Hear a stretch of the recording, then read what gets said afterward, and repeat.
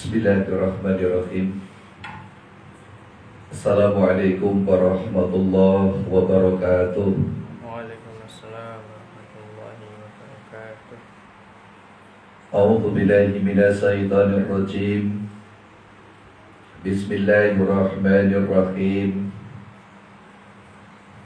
Alhamdulillahilladzi akramana bi siyami syahri Ramadan wa ja'alana wasilatan li naili rahmati wa maghfirati wa ibqi minan niran wa ansala fihi al-Qur'an. Asyhadu an la ilaha illallah wahdahu la syarika lah al-malikul manan wa asyhadu anna Muhammadan abduhu wa rasuluhu alladzi khalaqallahu lahu min khairil insan. Allahumma salli wa sallim wa barik ala nabiyyina al-karim sayyidina wa maulana Muhammadin alladzi turja safa'atuhu yawma as-siham wa ala alihi wa sahbihi ya nabi'u ulumi wal hikam. Amma ba'd. Kepada para hadirin wal hadirat, pendengar kajian rutin Rumah Quran di bulan yang mulia, di bulan Ramadan ini, yang mudah-mudahan semuanya mendapatkan maghfirah dan rahmatnya Allah Subhanahu wa ta'ala. Mula pertama, tentu tidak lupa kita senantiasa memanjatkan puji syukur atas segala limpahan rahmat serta karunia nikmatnya. Alhamdulillah sampai dengan detik hari ini kita masih diberikan kondisi sehat walafiat, yang alhamdulillah atas kesehatan yang Allah berikan kepada kita mampu mensyukurinya, tentu dengan jalan menunaikan rangkaian ibadah kepada Allah Subhanahu wa ta'ala, yang tiada lain tentu harapan kita semoga apa yang telah kita tunaikan dan akan kita tunaikan di hari ini akan senantiasa diterima oleh Allah Subhanahu wa ta'ala. Salawat dan salam tercurah kepada junjungan kita Nabi besar Muhammad sallallahu alaihi wasallam, juga kepada keluarga dan sahabatnya, dan insyaallah kita termasuk dalam kategori umat beliau yang nanti akan Allah kumpulkan dalam golongannya orang-orang yang akan mendapat syafaatnya. Amin Allahumma amin. Hadirin wal hadirat dan para pendengar semuanya, ketika turun firman Allah Subhanahu wa ta'ala di dalam surat Ad-Duha ayat yang kelima, A'udzu billahi minasyaitonir rajim. Bismillahirrahmanirrahim. Wala sawfa yu'tika rabbuka fatardha. Firman Allah Subhanahu wa ta'ala khitab kepada Nabi kita Muhammad sallallahu alaihi wasallam, dan sungguh kelak akan aku datangkan,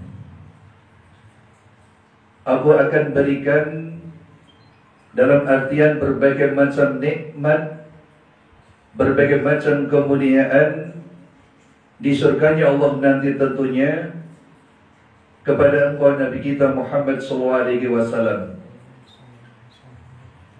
Imam Jalaluddin bin Abi Bakar As-Suyuti di dalam tafsir Jalalain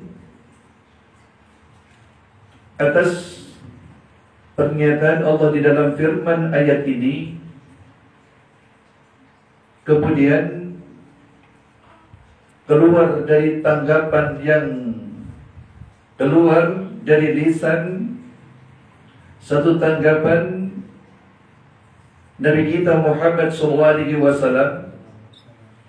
Kata beliau, idan la arda wa wahidatun min ummati finnar. Ketika Allah sampaikan kepada Rasulullah SAW tentang berbagai macam kenikmatan dan kebaikan yang akan diberikan oleh Allah kepadanya nanti di yaumul qiyamah, beliau adalah Nabi yang paling berhak diberikan izin oleh Allah untuk menolong ataupun mensyafaatinya dengan syafaat yang agung di yaumul mahsyar nanti.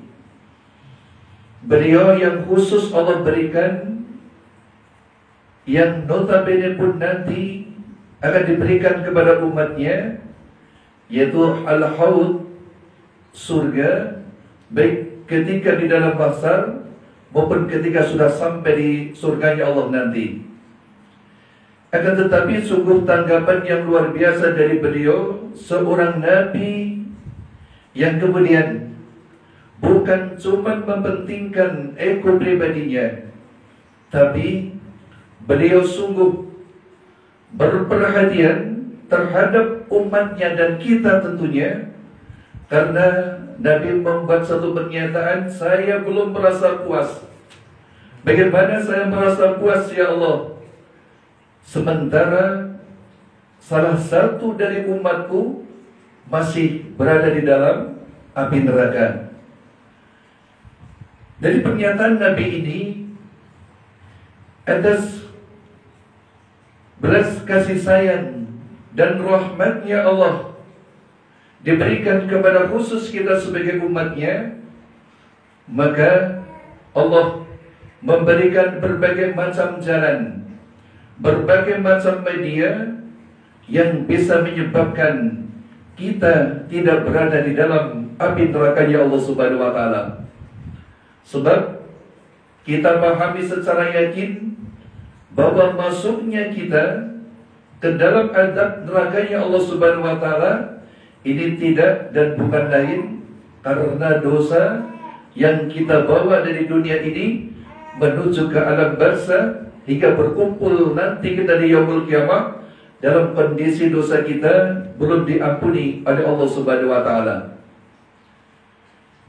Kalau merujuk kepada pernyataan Nabi yang berikutnya dalam Sahih Bukhari, dengan optimis Nabi pernah menyampaikan, kullu ummati yadkhulunal jannah.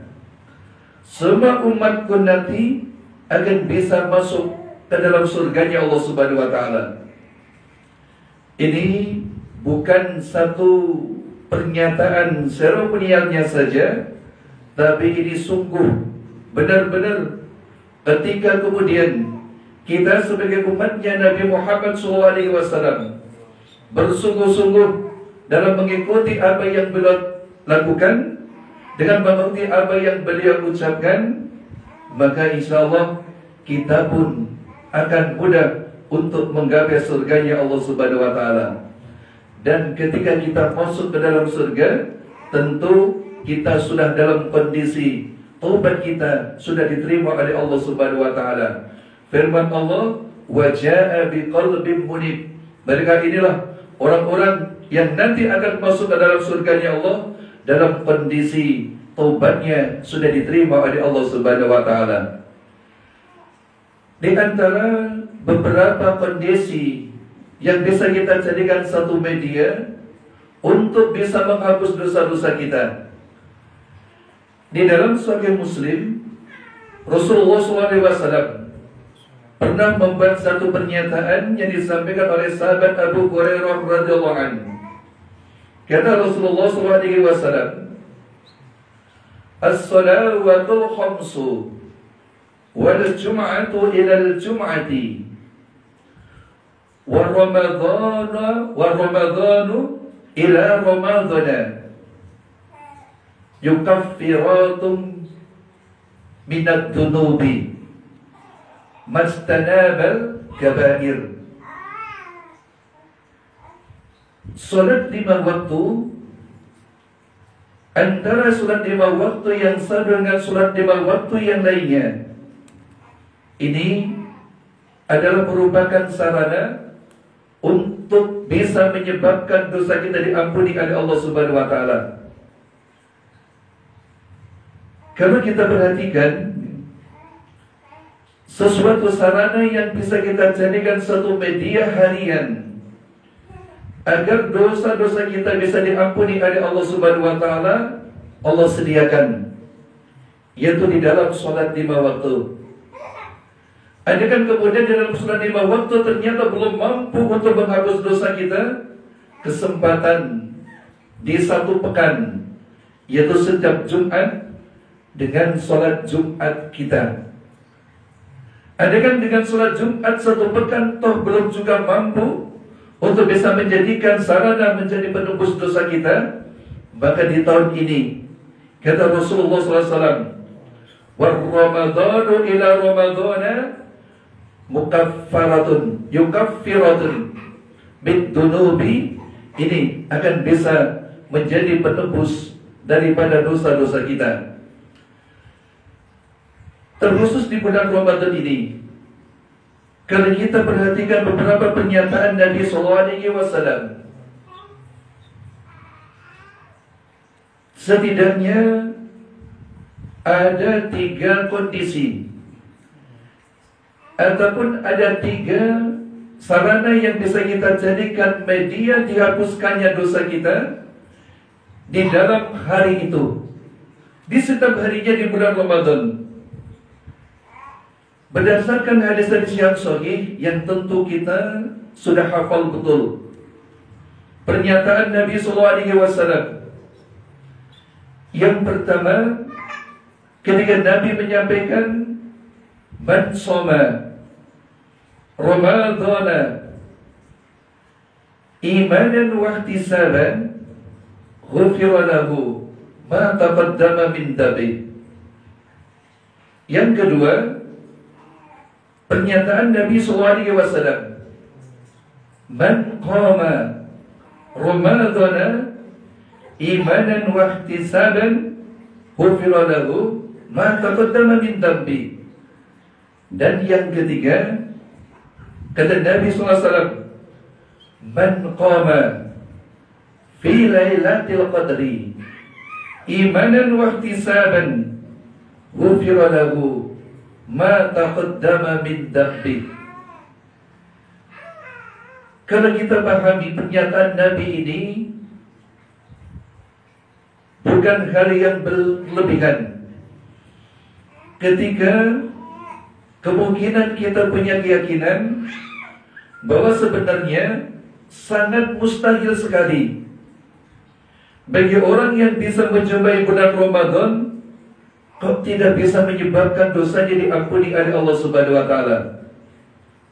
Sekali lagi, satu hal yang mustahil secara zahiriyah kita pandang, berdasarkan pernyataan Nabi ini, orang yang bisa berada di dalam bulan Ramadan kemudian dosanya belum diampuni oleh Allah Subhanahu wa taala.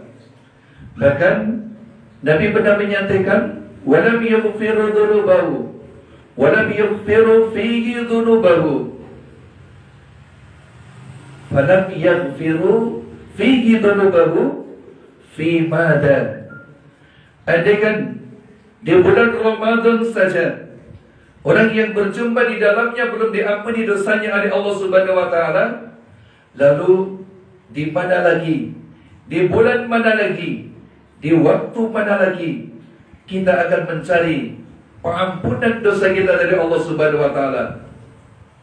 Bulan Ramadan saja yang kemudian Rasulullah menyampaikan, baik di siang harinya maupun di malam harinya, menjadi sarana dan media kita untuk bisa menyebabkan dosa kita diampuni, kok belum juga diampuni oleh Allah dosanya, lalu mau mencari pengampunan di bulan mana lagi kita atas dosa yang kita punyai dari Allah Subhanahu wa taala.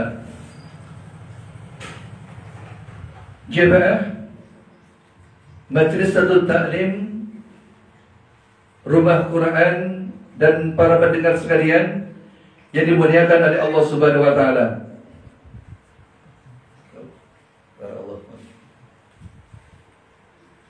Kita bahas satu persatu pernyataan Nabi SAW yang bisa kita jadikan satu media untuk bisa terhapusnya dosa-dosa kita yang telah lalu. Yang pertama, man shoma Ramadan, orang yang berpuasa di bulan Ramadan. Tidak semua orang bisa mendapatkan pengampunan dosa dari Allah Subhanahu wa taala dengan sarana media kita berpuasa Ramadan. Tapi ada syarat-syarat khusus yang disampaikan oleh Nabi SAW agar puasa Ramadan kita ini bisa menjadi sarana, bisa kita jadikan satu media untuk bisa menghapus dosa-dosa kita yang telah lalu. Tentu sudah terang dan jelas dan sering kita dengar dari pernyataan dai-dai kita, dari pernyataan ulama-ulama kita tentang bagaimana agar puasa kita ini adalah puasa yang berkualitas, yang bisa menyebabkan dengan puasa kita ini dosa-dosa kita yang telah lalu diampuni oleh Allah Subhanahu wa taala. Kita tentunya bukan cuma menahan lapar dan haus, tapi ada satu hal yang penting untuk kita lakukan ketika kita berpuasa di bulan Ramadan ini. Lisan yang merupakan sarana paling banyak menyebabkan orang tergelincir masuk ke dalam adabnya Allah Subhanahu wa taala. Nabi pernah menyampaikan, umumnya ataupun kebanyakan orang terkena azab di nerakanya Allah nanti di yaumul qiyamah ini adalah gara-gara lisan. Makanya pernyataan Nabi yang paling tegas dan jelas dalam rangka untuk menjaga agar amal puasa kita yang mulai dari fajar kita sudah tahan lapar kita tahan haus kita tahan sesuatunya yang harusnya halal untuk kita lakukan. Tapi kok kemudian perjuangan kita yang demikian tidak menghasilkan apa-apa gara-gara cuma permasalahan pernyataan-pernyataan yang kadang-kadang sepele kita keluarkan dari lisan kita. Makanya Nabi SAW, puasa adalah merupakan satu benteng. Maka ketika kita berpuasa, jangan mengucapkan kata-kata yang kotor, mencaci maki, berbuat perbuatan orang-orang yang jahil, perbuatan orang-orang yang bodoh. Bukan bodoh berarti dia enggak berilmu, tapi kebodohan mereka karena sudah tahu bahwa itu perbuatan yang melanggar, kemudian memaksakan diri untuk melakukan pelanggaran tersebut. Maka inilah yang disebut oleh Nabi SAW sebagai perkataan-perkataan orang jahil yang bisa menyebabkan gugurnya pahala dari hasil kita berpuasa. Tapi kalau puasa kita benar-benar berkualitas di hadapan Allah Subhanahu wa taala, karena setiap penilaian puasa yang kita tunaikan di bulan Ramadan ini adalah Allah sendiri langsung yang akan menilai dan sekaligus memberikan pahala dari kualitas puasa yang kita tunaikan di bulan Ramadan ini. Andaikan satu saja amalan ini dengan berpuasa di siang harinya mampu menyebabkan kita diampuni dosanya oleh Allah Subhanahu wa taala, apalagi nanti amalan-amalan berikutnya di malam harinya ketika kita berqiyamul lail, melaksanakan salat tarawih, salat-salat sunnah yang lainnya, baca Quran dan sebagainya, ini akan bisa menyebabkan derajat kita diangkat oleh Allah Subhanahu wa taala karena dosa kita telah diampuni di puasanya.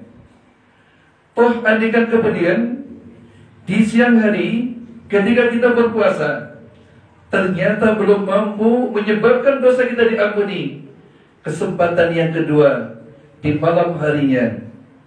Kata Nabi SAW, "Man qama Ramadana imanan wa ihtisaban, ghufira lahu ma taqaddama min dhanbi." Siapa yang terbangun, bukan artian cuman bangun. Qama ini dimaknai jumhur ulama sebagai salatut tarwih, salat tarwih. Maka bisa diartikan siapa yang melaksanakan salat tarwih di malam harinya, di malam Ramadan dengan iman dan penuh mengharap ridhonya Allah Subhanahu wa taala. Ini yang perlu kita garis bawahi, iman dan mengharap ridhonya Allah Subhanahu wa taala. Apa cirinya? Orang yang salat tarawih dan jelas dengan nyata secara zahir, mereka bukan orang-orang yang bersolat karena iman, bukan orang-orang yang salat karena mengharap ridhonya Allah. Kadang-kadang ini dijadikan satu amalan kebiasaan saja. Yang datangnya bulan Ramadan udah biasa salat tarawih, ya salat tarawih, tapi tidak memahami terhadap pernyataan Nabi SAW yang salat tarawih ini akan bisa menyebabkan dosa kita diampuni yang telah lalu, yaitu intinya imanan wa ihtisaban. Maka kalau ada saudara-saudara kita barangkali bertanya dan sering terdengar di telinga kita ketika mau sholat tarawih, ada yang bertanya, "Kamu mau sholat tarawih di mana?" "Oh, saya mau sholat tarawih di masjid A, di masjid B." Sebabnya apa? Di sana cepat katanya. Di sana cepat selesainya. "Kamu mau sholat di mana?" "Saya mau sholat di masjid A saja." Sebabnya apa? "Saya kan orang Muhammadiyah." Berarti apakah sholatnya karena Allah? Sholatnya karena organisasi. "Saya mau sholat di mana?" "Saya mau sholat di masjid C." Kenapa? "Saya kan orang NU." Saya kan orang NU. Maka hati-hati, niatan yang demikian bisa juga mengukurkan terhadap sholat tarawih kita. Sudah bersusah payah kita korbankan waktu dan tenaga kita untuk qiyamul lail dengan melaksanakan sholat tarawih, yang harapan kita akan bisa menyebabkan dosa kita diampuni oleh Allah. Tapi karena niatnya sudah salah, bukan niat karena kita iman kepada Allah, adanya perintah dari Nabi, dan sholatnya kita mengharap pahala dari Allah Subhanahu wa taala, bukan karena yang lainnya. Ini yang seharusnya ditanamkan dalam setiap kita ketika kita beramal, terutama melaksanakan sholat tarawih di bulan Ramadan ini, yang bisa menyebabkan dosa-dosa kita yang telah lalu diampuni oleh Allah Subhanahu wa taala. Dan ada satu hal yang memprihatinkan sebenarnya. Sekarang kadang-kadang perbedaan furu'iyah ini dijadikan satu politik identitas, sebagai politik identitas, padahal itu adalah merupakan ibadah kepada Allah Subhanahu wa taala. Kita lebih cenderung takut untuk tidak dikatakan punya organisasi tertentu daripada kita takut ketika amal kita tidak diterima oleh Allah Subhanahu wa taala. Imam At-Tabrani di dalam kitab Mujam Al-Ghabir ditulis oleh seorang ulama besar madhab Syafi'iyah, Syekh Zainuddin Al-Maribari, di dalam kitab Irsyadul Ibad ila Syabilur Rasyad, di bab riyad beliau mengabarkan satu kejadian yang akan dialami oleh sebagian besar kaum muslimin, umatnya Nabi Muhammad SAW. Ada mereka nanti sekelompok orang-orang yang sudah dituntut untuk menuju surganya Allah, berada di depan surga, diperlihatkan berbagai macam kenikmatan yang ada di dalamnya, dengan istana-istana yang megah, senda-gurau orang yang berada di dalamnya, penuh dengan kebahagiaan, penuh dengan kebanggaan. Mereka saling tertawa dan saling menyapa dengan makanan-makanan istimewa yang Allah sediakan di dalam surganya. Tapi ternyata ketika dia mau masuk, diusir oleh malaikat. Bahkan kemudian dia dilempar ke dalam api nerakanya Allah Subhanahu wa taala. Sampai-sampai mereka kemudian membuat satu pernyataan, "Ya Allah, andaikan kau dulu langsung saja mengadab saya, sebelum kau tampakkan kenikmatan-kenikmatan surgamu, tentu tidak begitu berat kami tersiksa dengan adabmu ini. Tapi betapa berat siksaku ini ketika kami telah melihat tentang kenikmatan surgamu dengan nyata, tapi ternyata kami tidak bisa masuk ke dalamnya. Justru kami berada dalam kehinaan adabmu di api neraka ini." Apa komentar Allah Subhanahu wa taala di dalam firman-Nya? "Aqdaman nas wala aqdamani." Kau lebih mengagungkan manusia daripada mengagungkan aku. Kau lebih mengagungkan manusia daripada mengagungkan aku. Maka hati-hati, barangkali pikiran-pikiran kita yang terikat dengan firqah kita, ibadah yang kita tunaikan terikat dengan firqah kita, tidak memandang bahwa itu adalah merupakan sunnah Nabi yang mesti kita amalkan dengan ikhlas. Maka barangkali kita akan bisa tercebur di dalam kelompok dan kaum-kaum yang sudah dijelaskan oleh Nabi SAW. Sudah melihat, sudah mendengar hiruk pikuk kebahagiaan orang yang di surga, tapi mereka tidak bisa masuk ke dalamnya. Ini adalah suatu bentuk kehinaan nyata Allah berikan kepada mereka. Harusnya ini akan menggambarkan sebenarnya, harusnya kau ini mendapatkan ini, harusnya kau mendapatkan surga ini kalau dulu kau beramal bukan karena manusia, kalau dulu kau beramal karena aku, mengharap ridhaku, beriman karena itu merupakan perintahku, maka harusnya kau dapatkan ini. Cuman karena kau dibalik, kau lebih agungkan manusia daripada aku, maka kau tidak berhak untuk mendapatkan nikmatku yang berupa surga yang di dalamnya penuh dengan kenikmatan ini. Makanya jamaah ini dimuliakan dari Allah Subhanahu wa taala, di bulan puasa, di bulan Ramadan ini, terutama ketika kita melaksanakan satu amalan, terutama sholat. Ingat, sholat yang kita tunaikan, kita sadarkan niatnya dengan baik karena Allah Subhanahu wa taala. Barangkali yang sholatnya 20 rakaat, tunaikan 20 rakaat dengan baik, coba menghadap ridhonya Allah. Jangan kemudian terpicu sebagai seremonial saja. Yang penting 20 rakaat sampai cepat selesainya kita ikuti. Ini jelas benar-benar yang pernah disindir oleh Nabi kita Muhammad SAW. Banyak orang yang sholat tapi tidak mendapatkan keutamaan dari sholat yang dihasilkan.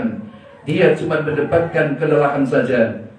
Dan nyatanya secara zahiriyah, karena kalau kita mengklaim secara batiniah dia tidak akan mendapatkan rahmatnya Allah, kita salah. Tapi kita pandang secara zahiriyah, orang yang sholatnya demikian, bukankah ini masuk dalam kategori orang-orang yang lebih mengagungkan manusia daripada mengagungkan Allah Subhanahu wa taala? Maka berapapun rakaat yang kita tunaikan untuk melaksanakan sholat tarawih di bulan Ramadan ini, niatkan dengan ikhlas karena Allah. Mau 11 dengan witir, mau 23 dengan witir, mau 36 dengan witir, atau mau menambah berapa rakaat, silakan. Tapi intinya semuanya akan bermanfaat untuk diri kita ketika kita menunaikannya dengan ikhlas dan mengharap ridhonya Allah Subhanahu wa taala. Maka dengan demikian, andaikan ternyata puasa siang harinya belum mampu menyebabkan dosa kita yang terlalu diampuni oleh Allah, maka kesempatan berikutnya salat tarawih kita benahi dengan baik, yang insya Allah ini pun bisa menyebabkan dan menjadi sarana sebagai media dosa-dosa kita yang telah lalu diampuni oleh Allah Subhanahu wa taala. Andaikan kemudian di salat tarawihnya ternyata juga belum mampu untuk menyebabkan dosa kita diampuni oleh Allah, masih ada kesempatan yang berikutnya. Kata Nabi SAW, man qama fi lailatul qadri imanan wa ihtisaban. Senantiasa kalimat imanan wa ihtisaban ini mengikuti semua ajaran anjuran ibadah di dalam bulan Ramadan ini, baik puasa yang di setiap hari, di setiap malamnya, ataupun ketika kita berbanyak ibadah ketika mendapati malam Lailatul Qadar, maka ini pun akan bisa menyebabkan dosa-dosa kita yang telah lalu diampuni oleh Allah Subhanahu wa taala. Maka alangkah herannya sampai-sampai malaikat Jibril alaihissalam membuat satu pernyataan di hadapan Nabi sallallahu alaihi wasallam, ya Rasulullah, ruhima anfu, berdebu hidung seorang. Maknanya apa? Asaba wa khasiran, sungguh rugi dan terhina. Sungguh terhina dan sangat rugi. Siapa? Mereka orang yang menjumpai bulan Ramadan, keluar bulan Ramadan, selesai bulan Ramadan, tapi tidak bisa menyebabkan dosa-dosanya diampuni oleh Allah Subhanahu wa taala. Ini sebenarnya sudah menunjukkan bahwa hal yang tidak berlebihan, sekali lagi saya sampaikan, ketika kemudian dengan datangnya bulan Ramadan, kok kemudian dosa kita tidak diampuni oleh Allah Subhanahu wa taala. Karena mustahil kayaknya kalau kita benar-benar mengisi bulan Ramadan ini dengan penuh keimanan dan keikhlasan, ibadah apapun juga, amal salih apapun juga yang kita tunaikan di dalam bulan puasa Ramadan ini, kemudian kita tunaikan dengan penuh keimanan dan mengharap ridhonya Allah Subhanahu wa taala. 3 kondisi, 3 waktu, 3 amalan setiap harinya yang semuanya bisa menggugurkan dosa-dosa kita ini. Kok kemudian kita keluar Ramadan 30 hari ataupun 29 hari, kita berada di dalamnya, yang setiap harinya ada 3 amalan yang bisa menyebabkan dosa kita diampuni oleh Allah Subhanahu wa taala, kok enggak diampuni oleh Allah? Maka kata Nabi, sungguh terhina dan sungguh rugi orang tersebut. Dalam hadis lain, sakia, celaka. Dalam hadis lain, abadahullah, akan semakin jauh dia mendapatkan ampunan dari Allah Subhanahu wa taala. Makanya kata Nabi, andaikan di bulan Ramadan saja dosa kita belum diampuni oleh Allah Subhanahu wa taala, lalu kita akan bercita-cita, kita akan berharap di bulan mana lagi Allah akan mengampuni dosa-dosa kita. Inilah para hadirin hadirat yang dimuliakan oleh Allah Subhanahu wa taala dan para pendengar yang dirahmati oleh Allah Subhanahu wa taala. Marilah tidak ada kata lain ketika kita diberi kesempatan oleh Allah Subhanahu wa taala untuk berjumpa di bulan Ramadan. Bukankah kita, terutama kebanyakan kaum muslimin yang ada di tanah air kita ini, 3 bulan sebelum masuk bulan Ramadan, kita telah bermohon kepada Allah, balighna Ramadan, Allahumma barik lana fi Rajab wa Sa'bana wa balighna Ramadana. Inilah yang dilantunkan doa ini setiap harinya ketika sudah masuk bulan Rajab, berharap berada menjumpai bulan Ramadan. Kok kemudian setelah Allah berikan kesempatan kita berada di dalam bulan Ramadan, kita tidak bisa berbuat apa-apa, bahkan keluar Ramadan dosa kita tidak diampuni oleh Allah Subhanahu wa taala, sungguh ini hal yang sia-sia. Hina kita di hadapan Allah Subhanahu wa taala, rugi atas waktu yang Allah berikan, atas kesempatan yang Allah berikan kita berjumpa di dalam bulan Ramadan. Bahkan Ibnu Rajab Al-Hambali di dalam kitab Lataiful Ma'arif, beliau pernah menggambarkan betapa para sahabatnya Nabi SAW dan generasi setelahnya 6 bulan sebelumnya, 6 bulan sebelum masuk bulan Ramadan, mereka semuanya pun berdoa mohon kepada Allah Subhanahu wa taala agar bisa bertemu dengan bulan Ramadan. Dan setelah selesai bulan Ramadan, 6 bulan yang tersisa, 6 bulan yang tersisa, mereka bermohon dan berdoa kepada Allah Subhanahu wa taala agar amalan-amalan yang telah ditunaikan di dalam bulan Ramadan, baik itu puasanya, qiyamnya, ataupun amal-amal ibadah yang lainnya, diterima oleh Allah Subhanahu wa taala. Ini sudah barang tentu gambaran yang sangat jelas dan nyata, yang tegas bahwa bulan Ramadan adalah bulan yang sering dikatakan oleh kaum muslimin sebagai Syahrul Maghfirah. Bulan Allah akan memudahkan kita mendapat ampunan dari Allah Subhanahu wa taala. Mudah-mudahan harapan terbesar kita tentunya Allah akan memberikan pengampunan terhadap dosa-dosa kita yang telah lalu.